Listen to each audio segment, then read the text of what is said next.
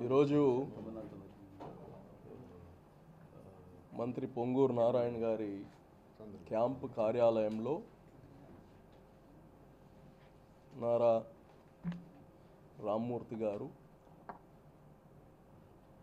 మన ముఖ్యమంత్రి గారి యొక్క సోదరులు, ఆయన మరణం అందరికీ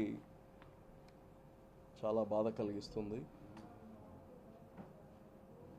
ఈరోజు ఆయనకి ఘన నివాళులు అర్పించుకోవడం జరిగింది. మరి ఆయన ఆత్మశాంతి ఉండాలని ప్రతి ఒక్కరిని కోరుకుంటూ చంద్రబాబు నాయుడు గారికి, వారి కుటుంబానికి కానీ మా ప్రగాఢ సానుభూతి తెలియజేస్తూ నమస్కారం.